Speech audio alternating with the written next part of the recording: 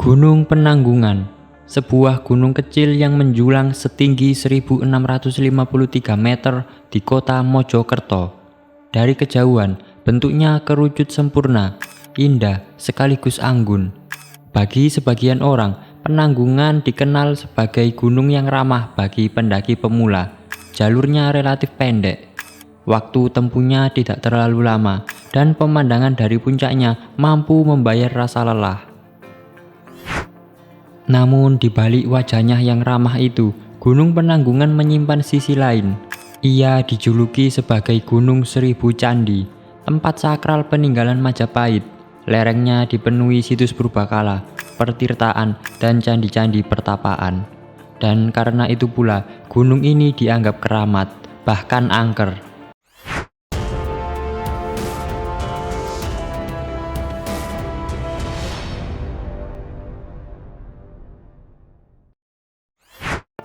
Kembali lagi di channel Papa Reka. Kali ini admin CNDY akan membahas seberapa angkernya Gunung Penanggungan, sebuah gunung yang menjadi favorit bagi pendaki pemula.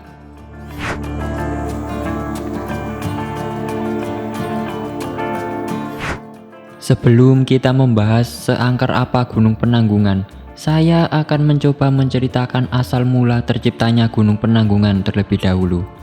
Cerita ini bukan sekedar dongeng. Cerita ini diturunkan dari generasi ke generasi.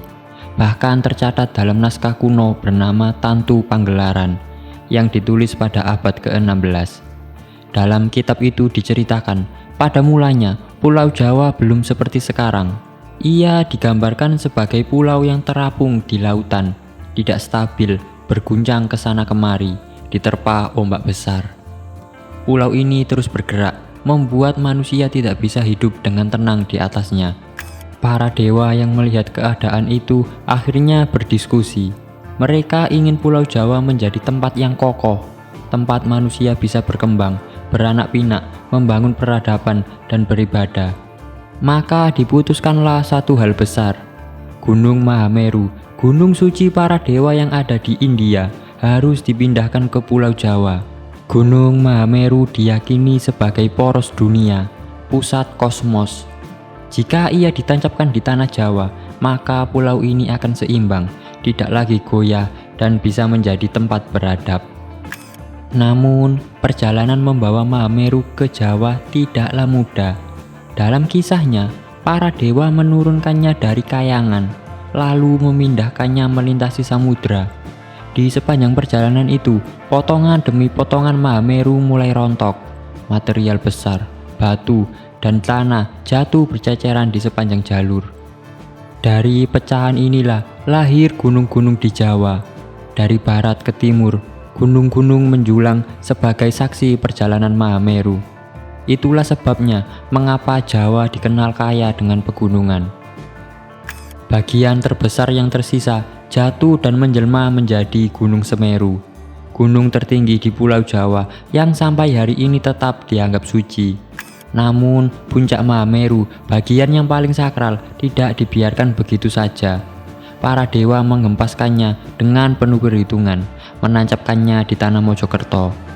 Puncak itu kemudian disebut Gunung Pawitra, yang sekarang kita kenal sebagai Gunung Penanggungan. Sejak saat itu, Penanggungan tidak dianggap sebagai gunung biasa. Ia adalah anak Mahameru, gunung yang diwarisi kesakralan langsung dari pusat kosmos. Tidak heran bila masyarakat kemudian menganggapnya sebagai tempat suci, pusat pertapaan, dan lokasi berdirinya candi-candi kuno peninggalan Majapahit. Bahkan hingga hari ini, mitos itu tetap hidup. Banyak orang percaya aura spiritual Gunung Penanggungan jauh lebih kuat dibanding gunung-gunung kecil lainnya. Setiap batu, setiap mata air, bahkan setiap jalan setapak di tubuhnya diyakini menyimpan serpian energi yang dulu ikut terbawa dari Mahameru.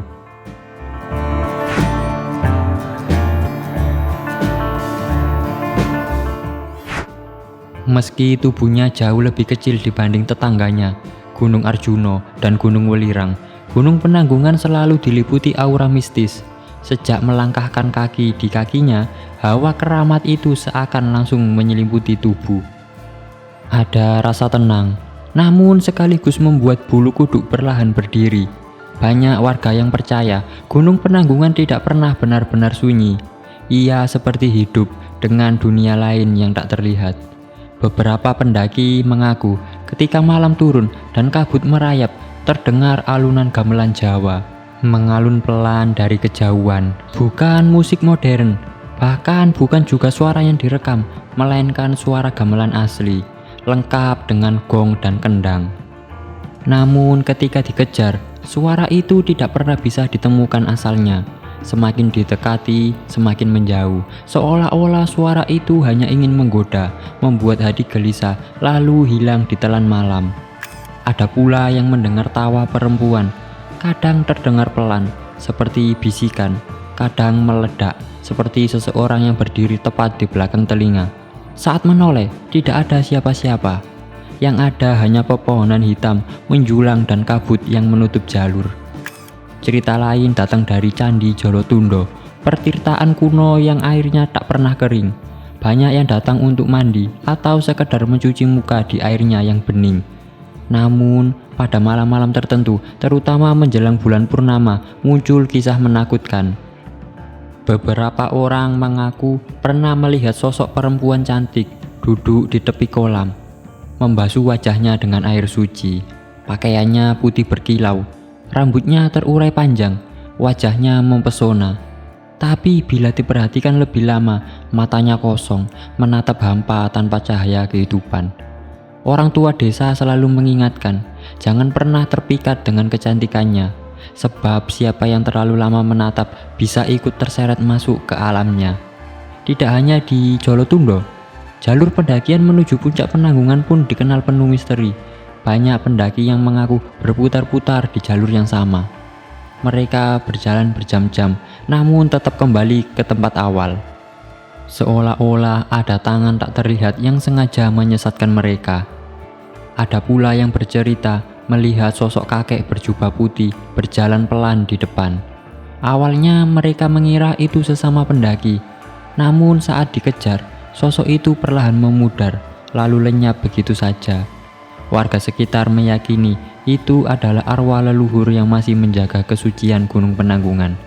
Semua cerita itu membuat Gunung Penanggungan dianggap bukan hanya tempat sejarah, tapi juga gerbang antara dunia manusia dan dunia gaib. Setiap mata air, setiap batu besar, bahkan suara angin yang berhembus diyakini menyimpan energi gaib dari masa lalu. Itulah sebabnya warga sekitar selalu berpesan, naiklah dengan niat baik, jangan pernah meremehkan, jangan pernah mengganggu. Sebab Penanggungan bukan sekedar gunung kecil, ia adalah gunung suci, warisan para leluhur, dan tempat roh-roh lama masih bersemayam hingga hari ini.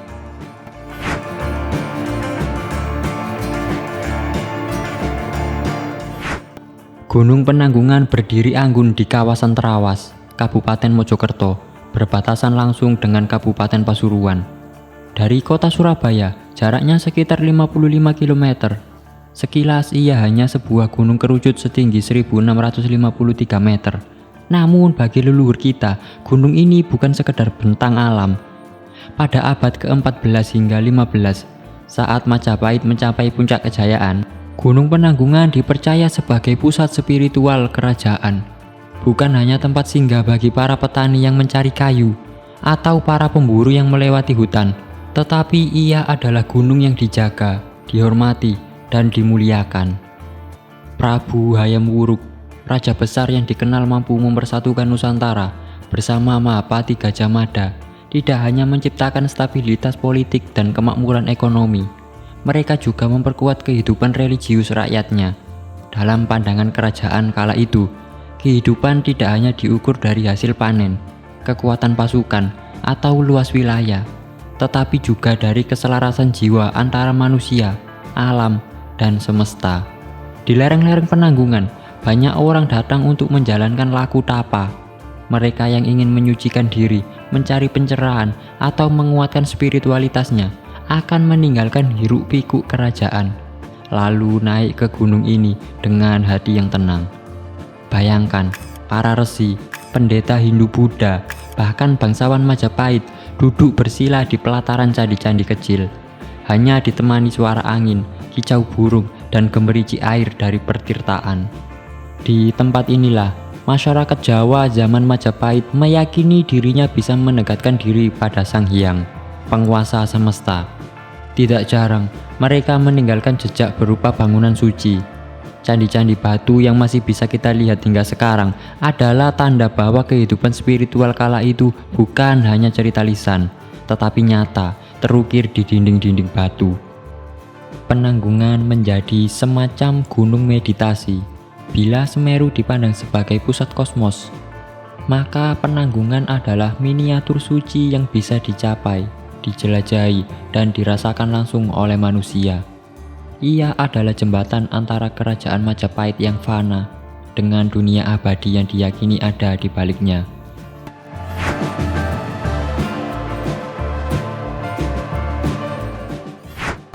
Di puncak Gunung Penanggungan berdiri sebuah makam sederhana yang oleh masyarakat dikenal sebagai makam Syekh Ahmad Syahyadi, seorang ulama yang diyakini hidup pada masa akhir Majapahit, yang konon memilih puncak Pawitra sebagai tempat beribadah hingga akhir hayatnya. Banyak peziarah datang, berdoa, bertafakur, dan percaya bahwa Syekh Ahmad Syahyadi adalah salah satu wali penyebar Islam di Pulau Jawa. Namun di balik itu tersimpan sebuah tanda tanya. Sebagian sejarawan meragukan keaslian makam tersebut. Catatan sejarah tidak banyak menyinggung nama Syekh Ahmad Syahyadi. Ada yang mengatakan makam itu hanyalah makam simbolis, bukan benar-benar jasad sang ulama. Ada pula yang menyebut bahwa kisah ini muncul sebagai bentuk akulturasi, perpaduan antara sakralnya Gunung Penanggungan dalam tradisi Hindu-Buddha dengan semangat penyebaran Islam di tanah Jawa. Maka, puncak Penanggungan menjadi tempat yang penuh misteri.